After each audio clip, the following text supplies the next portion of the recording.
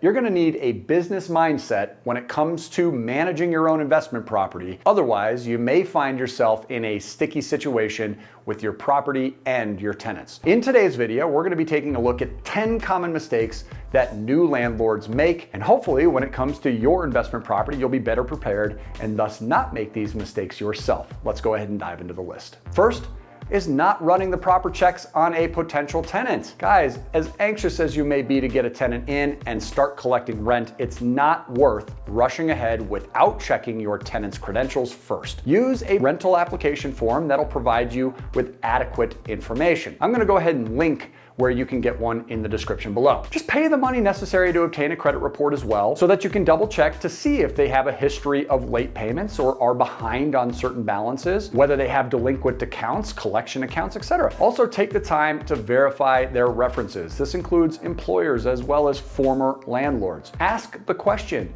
if you had to come up with one or two things, areas that could be improved or weaknesses that this person has, what would they be? If you're speaking with their mother or best friend, of course they're gonna say mostly nice things, so ask specifically what their weaknesses are. Yes, it does take time, and yes, it can cost a little money, but it will be worth it in the long run and will pay off big. Another little secret is when you're meeting with these tenants, don't be afraid to take a little peek in the car when you're walking by. Usually somebody that keeps their car in a very sloppy order, they're gonna treat your house the same way. Number two, thinking the property is always going to be rented. Before you close on any property, you need to do your own financial due diligence, and you need to ensure that you can actually pay the mortgage in the event that you have months with no tenant paying rent. Vacancy rates are real. Understand what the average vacancy rates are nationally and understand what the average vacancy rates are in your area. You don't want to risk potential foreclosure and financial ruin just because you failed to do a simple cash flow analysis and maintain sufficient funds in order to cover the mortgage payments when renters are fewer and further between. We've even gone ahead and put together two fantastic free resources to help you with this.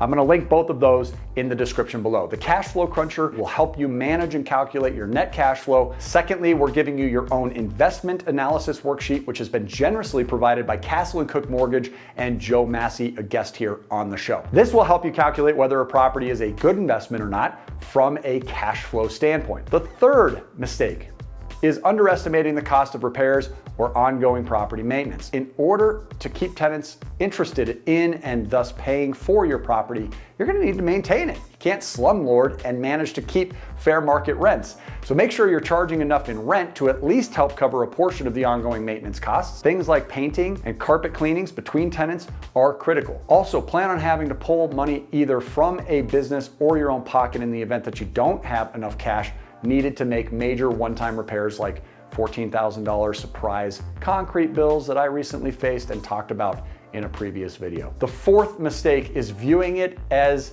just a hobby. I've never met anybody who's achieved extraordinary wealth and results by dabbling. You've got to take this seriously. Owning rental properties is a business. And in order to turn a profit, you're going to need to operate it as a business. That means things like having a separate bank account for deposits and expenses, using a bookkeeping system, and consulting with tax professionals to ensure that you are correctly handling and paying taxes on your business. Setting up a business entity is also a very important part to protecting yourself from a liability standpoint and a tax standpoint. Not only will this help with the management of your property, but if something were to happen, if somebody trips and falls and they choose to sue you, you can limit the liability for it. Number five, relying on promises. In business, you can't rely on a handshake. For your own legal protection, it's critical that your tenants sign a lease agreement and that he or she or they understand that there are terms behind this contract. It is a contract that binds them. And if you run into problems with your tenant, you're gonna need a lease in writing that holds them accountable in order to have a judge make a ruling. Know your state's laws regarding leases and ensure that you use an appropriate form for your state. A good resource for lease and rental agreements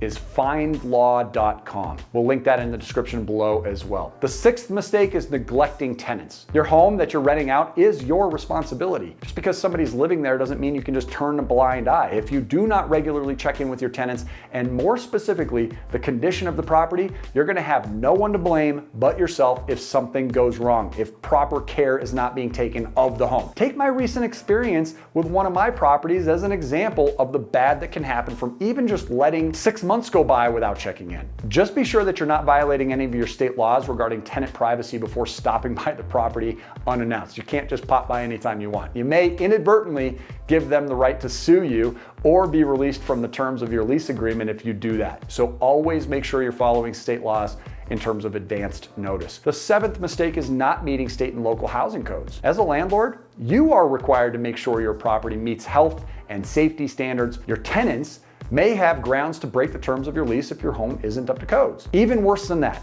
they could potentially sue you and even be legally entitled to compensation for damage or injury due to your neglect. It's way better to avoid that situation, and normally the judges are going to rule in favor of your tenants. So make sure you're staying on top of it. The eighth mistake is delaying an eviction. Folks, not beginning an eviction proceeding as soon as legally possible really can be a costly mistake for you. If you're running into problems with a tenant and you aren't sure exactly how to proceed, you're going to need to contact an attorney as soon as possible. Somebody that specializes in evictions is really important, and you can usually find these people by just simply contacting or participating in your local real estate investing communities. Just go to meetup.com, find your local real estate investment associations, and start looking for referrals there. The thing is, evictions can take a very long time as is, so delaying one is just going to make the situation much harder on you. Number 9 is not enforcing the terms of your lease, just like the previous one. The more on top of this you are, the better off you're going to be. If your tenant is paying their rent late over and over and you outline that late rent payments are going to incur a penalty, you should charge them that penalty. If the lease states that no pets are allowed and your tenant ends up going out and pulling a puppy in unexpectedly, enforce the penalty as it's outlined in the lease. If you go easy on your tenants on one thing, they can quickly start taking that for granted, and you don't want to see these situations piling up. If you give them an inch, they're going to take a mile. So just be sure that you set and enforce the standards that you want upheld in your property. In many cases, if you're putting your property into an entity, you can even quitclaim the property's title into that entity, and you can start acting on behalf of that entity as a manager of that property, which makes it easier to enforce the rules of your lease agreement on those tenants without necessarily feeling guilty. If you're the owner of the home and you start going in there and enforcing penalty after penalty, they can start to hold it against you. If you're just the messenger based on your management role, it's easier to enforce without necessarily feeling the guilt they may end up portraying or projecting at you. The 10th and final mistake that new landlords tend to make is asking illegal interviewing questions. Guys, this happens all the time. You have to be very, very careful. It's often overlooked, as most of us really do tend to be very friendly and build rapport when we're speaking with potential tenants, but you might be asking questions that could get you into a lot of trouble without you even realizing it. You don't want to run this risk of giving a potential tenant sufficient grounds to sue you for discrimination by asking the wrong questions during the screening interview. The Fair Housing Act of the Civil Rights Act of 1968 requires that you cannot deny a tenant's application based on race, or color, or religion, national origin, sex, marital status, handicap, or if they plan on having any kids. And a bonus mistake here, number 11, is not writing things down. You've got to keep written documentation on all interactions with your tenants. If you ever find yourself in an unfortunate situation where you need to take your tenant to court, this is going to be massively important. Be sure to note phone conversations, when they happened, the nature of the conversation. Keep copies of emails, voicemails, text messages, and everything. Do not discard any of it. In fact, make sure it's in electronic format. Create a notes section in your smartphone that just simply outlines all this, and it's a running tally of all interactions so that you can easily go back and reference it. Question is for you. Have you made any of these mistakes as a landlord? Are you close to buying your first investment property, or do you already have one? Go ahead and comment below with your thoughts and stories. And as always, drop a like on this video, subscribe to the channel, hit that notification bell so that you can stay current on financial news, tips, tricks, strategies, straight from one of the most popular channels here on YouTube, talking all things credit, capital, cash flow. Until we see you again on our next video, make it a great day today and take care. Alrighty, so I realize that some of you have not gotten one of the single most popular budgeting tools available, not to mention it's free, and that is called the Cash Flow Cruncher. So what I want to do today is walk you through the process of downloading your very own copy. It comes in the form of an Excel spreadsheet, so it's very easy to use, and it's quick to navigate. So let's go ahead and walk through that process together. The first thing you'll do is in their search menu, you'll go to cashflowcruncher.com, which will take you to the download page. Simply type your email address into the field to claim your free copy and go ahead and select the red button. Immediately it'll pull up the download button, which will open a new Cash Flow Cruncher spreadsheet. Now you can see I've already got a copy open and enlarged here for you to see. The first page it'll open is the Cash Flow Summary tab, which is a non-editable page. It's very important to understand that this opening tab will not require you to put any information into these fields. This actually imports the data from the other tabs below. Now, if you've ever used an Excel spreadsheet, you'll navigate the spreadsheet by going to individual pages down here. And it'll start with the Revenue and Assets page.